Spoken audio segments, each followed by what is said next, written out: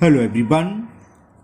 Today we will solve from question number 14 of exercise 10.1 class 6 NCERT Math. इससे पहले इस exercise के हम 1 से 30 तक के क्वेश्चन कंप्लीट कर चुके हैं। उन सभी वीडियो का लिंक आपको नीचे डिस्कशन बॉक्स में मिल जाएगा। And the question 14 is find the cost of fencing a rectangular park of length 175 meter and breadth 125 meter at the rate of 12 per meter। हमें 12 पर मीटर की रेट से उस रेक्टेंगुलर पार्क की फेंसिंग की cost निकालनी है जिसकी लेंथ 175 मीटर हो और ब्रेथ क्या है 125 मीटर। फेंसिंग हम इससे पहले वाला क्वेश्चन भी कर चुके थे ना। तो फेंसिंग क्या होता है, चारों तरफ तार लगाना, बाड़ लगाना है ना, बाउंड्री करना। ठीक है, बाउंड्री से नहीं, बस एक बार आपको वायर लगाना, तार लगाना ही समझ लो।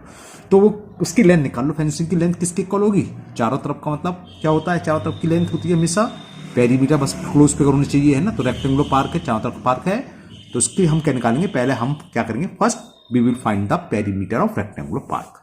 जो भी आएगा 1 पर मीटर की कॉस्ट दे रखी है 12 रुपीज, तो कॉस्ट क्या होगी उस पेरीमीटर में 12 से मल्टीपल कर देंगे। चलिए करते हैं। तो लिख लीजिए आप यहाँ लेंथ ऑफ रेक्टेंगुलर पार्क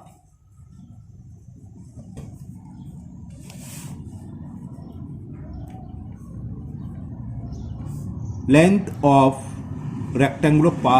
को हम एल से रिप्रेजेंट करते हैं। मैंने एल से शो कर दिया इसे, और ये हमें गिवन है 175 मीटर और विड्थ इसकी या ब्रेथ दे रखी है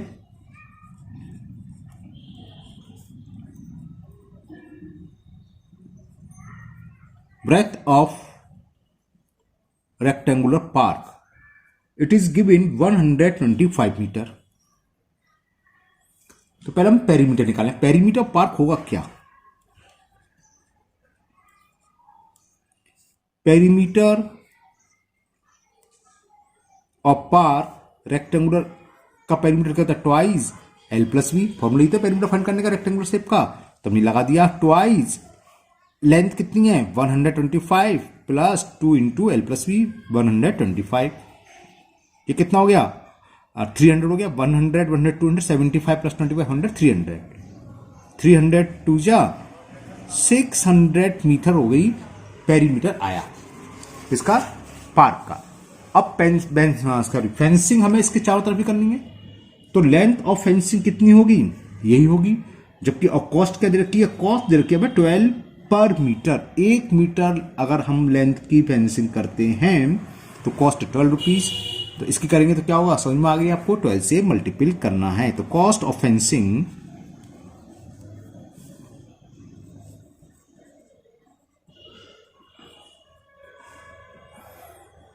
$12 into 600,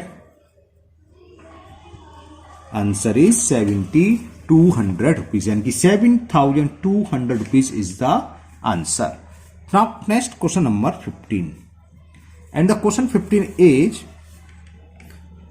Sweety runs around a square park of side 75 metre. क्या है, स्वीटी है एक स्क्वायर पार्क के चारों तरफ दौड़ लगाती है। ऐसा स्क्वायर पार्क जिसकी साइड समझ रखी है 75 metre. Okay, Bulbul runs around a rectangular park length 60 metre. एक और गर्ल्स है बुलबुल, वो एक ऐसा रेक्टेंगुलर पार्क है उसके चारों तरफ दौड़ लगाती है जिसकी लेंथ हमें गिवन रखी है, length is 60 metre and breadth 45 metre. Who cover less distance, तो हमें बताना है किसने लेस डिस्टेंस कवर करी। तो समझ में आ गया, स्वीटी ने यहां से स्टार्ट करा, चारों तरफ दौड़ लगाती हुई यहां गई। इसी तरह बुलबुल ने दौड़ लगाई और वापस वहीं आ गई पोजीशन में।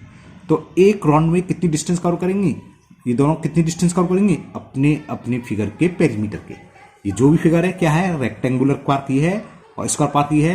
तो स्वीटी तो स्क्वायर पार्क के चारों तरफ घूम रही है, तो डिस्टेंस कवर वाइज स्वीटी क्या होगा, पेरीमीटर होगा स्क्वायर का, वो क्या था 4 इंटू साइड 4 इंटू 75। चलिए लिखते हैं, पहला स्वीटी थी शायद, हाँ। तो distance cover by Sweety, distance cover by Sweety square का पेरीमीटर वो क्या होता है 4 इंटू साइड्स कितनी रखी है 75 मीटर। तो कितना हो गया 300 आ गया। 4 5 या 20 कैरी 2, 4 7 या 28 और 2 30। तो स्वीटी ने एक राउंड में कितनी डिस्टेंस कवर करी? 300 मीटर। अब दूसरा बुलबुल है, बुलबुल की निकाल लो डिस्टेंस कवर बाई बुलबुल।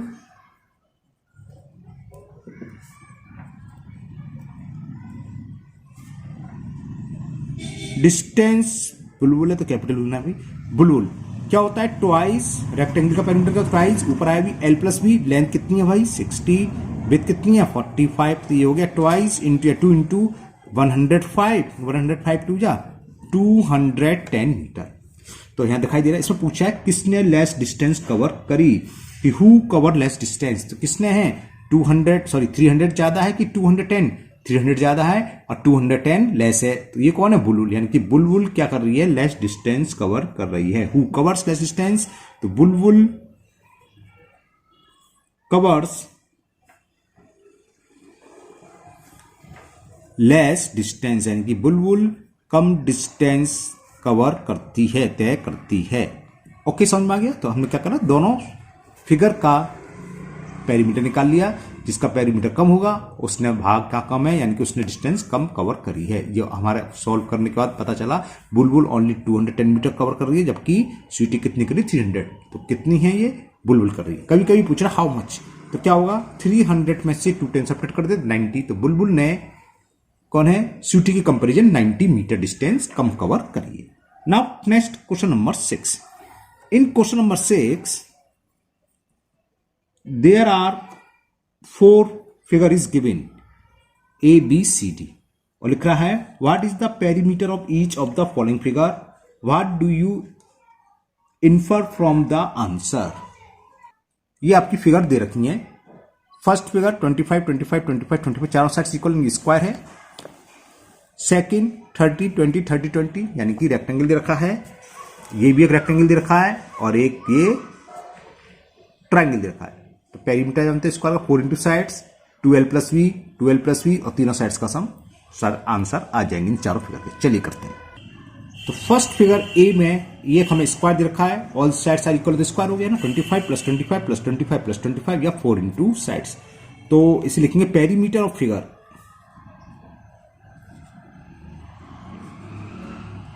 कायदे से हम इसको स्क्वायर नहीं बोल सकते है ना। Perimeter of figure A. आप कहेंगे सर क्या करें, चारों साइड्स तो इक्वल है, स्क्वायर क्यों नहीं है? देखो होता क्या है, स्क्वायर एक होता है रोम्बस, है ना।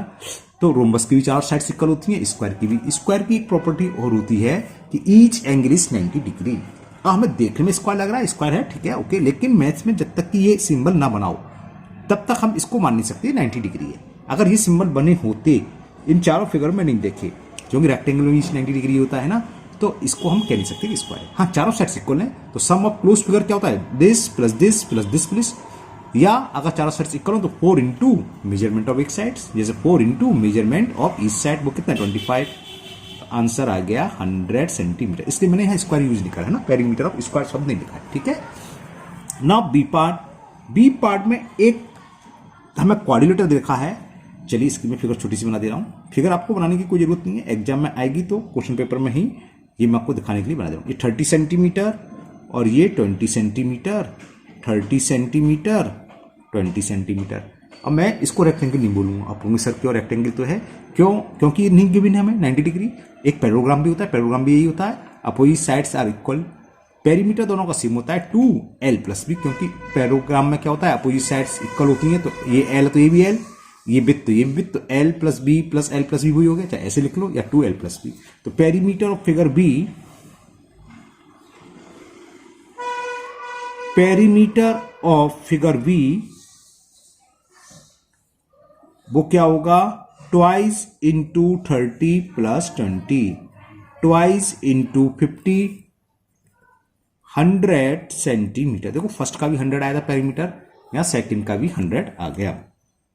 सी भी एक रेक्टेंगल से दे रखा है, इसी टाइप की फिगर है, बस यहाँ 30 की जगह क्या दे रखा है 40 और ये दे रखा है 10, तो इसे हो जाएगा, फॉर्मूला ही लगेगा। तो पेरीमीटर ऑफ फिगर सी ऐसे लिखूंगा मैं, perimeter of figure C twice 40 plus 10, twice into 50, 100 centimetre. Okay, now D part 30 centimetre 30 centimetre, एक ट्रायंगल दे रखा है 40 सेंटीमीटर, आइसोलेटेड ट्रायंगल हो गया, टू साइड इक्वल होती हैं, तो पेरीमीटर ऑफ ट्रायंगल क्या हो गया, पेरीमीटर ऑफ ट्रायंगल या गिवन फिगर आप ऐसे भी लिख सकते हो, कितना होगा, sum of all sides 30 plus 30 plus 40 100 centimetre. ये चारों पार्ट्स हो गए। ये तो पूछा था what is the perimeter of each of the following figure. फिर आगे एक छोटी सी शब्द और लिखा हुआ है यहां, what do you infer from the answer. Answer से हमें क्या मिल रहा है, आंसर से हमने देखा ये भी 100 और उससे पहले तीनों के भी 100, यानी कि ऑल फिगर है सेम पेरीमीटर। तो आप लिख सकते हो आंसर से क्या इंफॉर्मेशन मिल रही है कि ऑल फिगर है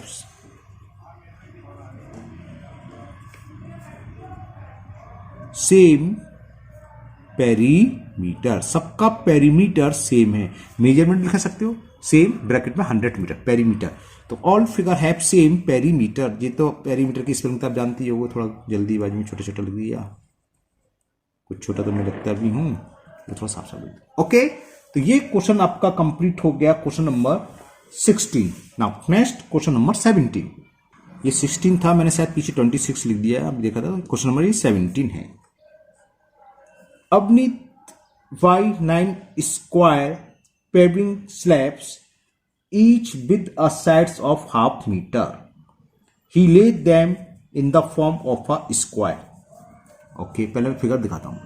तो देखो ये फिगर है ना, मैं दिखाई देता हूं ऐसे। तो ईच स्क्वायर की साइड्स कितनी रखी है, हाफ मीटर, ये हाफ ये हाफ ये हाफ, फिर ये भी हाफ ये हाफ ये हाफ, ये है इस तरह से। He laid them in the form square। तो अवनीत ऐसा करता है। तो पहले मैं पूछा what is the perimeter of his arrangement. जब अवनीत ने इस तरीके से अरेंजमेंट करे 9 स्क्वायर को, तो पेरीमीटर, तो पेरीमीटर आप समझ गए, सम ऑफ ऑल साइड्स। अब ये कितने स्क्वायर हैं, 9 है, 1 2 3 4 5 6 7 8 9 10 11 12। तो ये 9 स्क्वायर है, लेकिन इनकी साइड्स कितनी टाइम्स आ गई, 12 टाइम्स। तो इस स्क्वायर की किधर आ रही है, किधर आ रही है, हर ईच साइड्स क्या है, हाफ मीटर। तो इसका पेरीमीटर क्या होगा, या तो 1/2 प्लस 1/2 प्लस 1/2 12 बार प्लस करो, या 12 इंटू 1/2, हम ऐसे करेंगे 12 इंटू 1/2 करके, तो इसका पेरीमीटर निकलाएगा। ओके, फिर एक अरेंजमेंट ये करा है क्रॉस की शेप में, क्लियर। मैं बताता हूं किसने कराया, दिखा भी देता हूं क्वेश्चन। ये क्वेश्चन ये है, सारी सहरी, सारी कुछ भी बोले ऐसे, या भी नाम है ना, सहरी बोलता हूं। सहरी does not like his arrangement, उसको ये अरेंजमेंट पसंद नहीं आया। शी गेट्स हिम टू ले देम आउट लाइक अक्रॉस, जो मैंने भी दिखाया था, प्लस का साइन बनता हुआ ना, क्रॉस के अरेंजमेंट करा। What is the perimeter of arrangement, तो उसका अरेंजमेंट का पेरीमीटर निकालना है। फिर विच हैज ग्रेटर पेरीमीटर, फिर हमें ये बताना है इन दोनों में से किसका पेरीमीटर अधिक है। ओके, पहले इतने करते हैं, डी पार्ट हम बाद में डिस्कस करेंगे। तो पेरीमीटर ऑफ अवनीत अरेंजमेंट क्या आएगा, समझ में आ गया, 1 बाउंड्री 2 बाउंड्री 3 4 5 6 7 8 9 10 11 12, यानी कि 12 इंटू हाफ, ये हो जाएगा। तो यहां लिख दो पेरीमीटर ऑफ अवनीत अरेंजमेंट।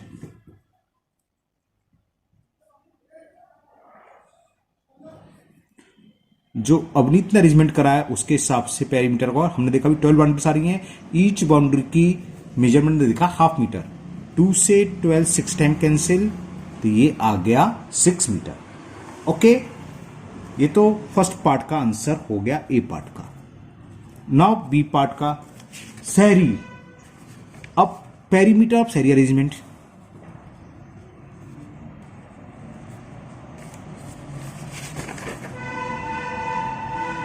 ऐसे शहरी हो गया, सारी तो कोई नाम होगा नहीं, शहरी अरेंजमेंट।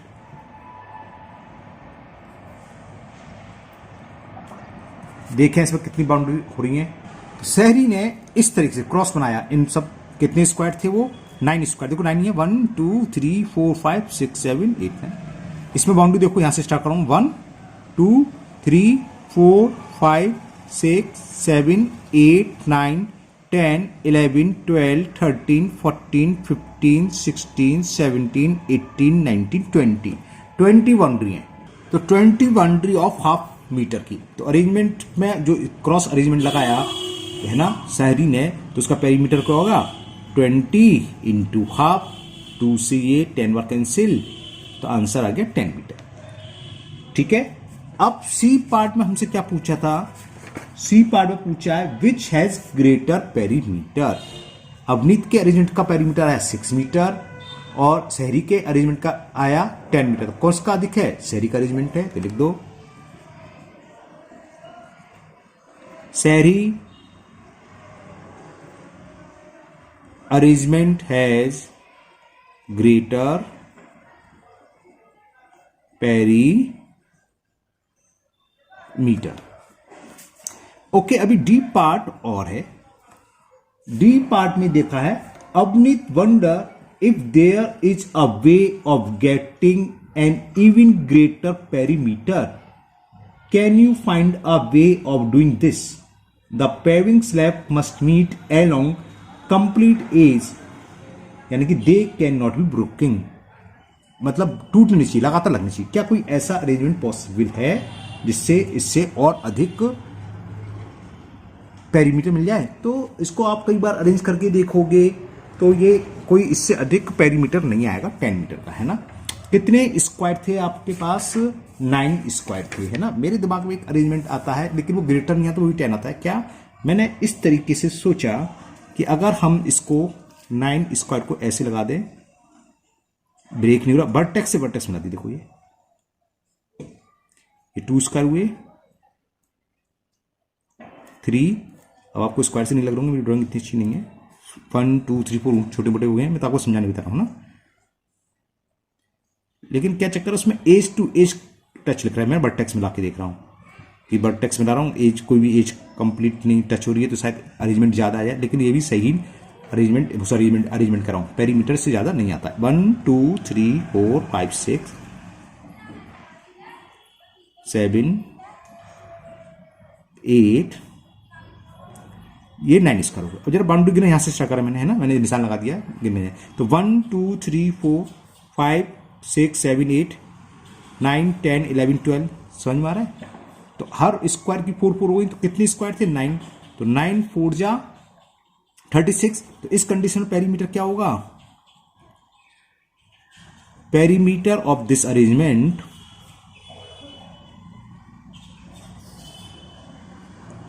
इज इक्वल, कितने थे 36, तो 36 इंटू हाफ, या हाफ इंटू 36, 2 से कैंसिल हो गया 18, तब पेरीमीटर आएगा 18, है ना। अब कहोगे सर आप तो करें इससे ज्यादा नहीं होगा।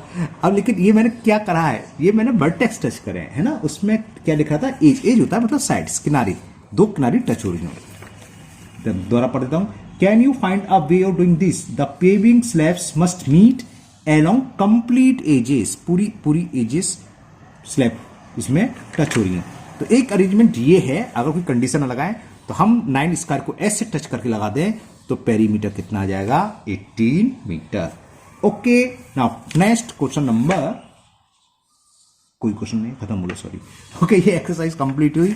इस एक्सरसाइज में इतने ही क्वेश्चन थे, 17। तो मुझे उम्मीद है ये आपको आज के वीडियो के सभी क्वेश्चन अच्छे से समझ में आ गए होंगे। फिर भी अगर आपको किसी क्वेश्चन में कोई प्रॉब्लम हो, कोई डाउट हो, तो आप हमेशा की तरह कमेंट बॉक्स में कमेंट करें, मैं इसको दूर करने की पूरी कोशिश करूंगा। अगर आप लोग पहली बार चैनल पर आए हो तो चैनल को सब्सक्राइब करना ना भूलें, साथ ही साथ बेल आइकन जरूर प्रेस करें, जिससे आगे जो भी वीडियो अपलोड होगी उसका नोटिफिकेशन आपको मिल जाएगा और वो वीडियो आपकी मिस नहीं होगी। फिर मिलते हैं नेक्स्ट वीडियो में। Thank you, have a nice day.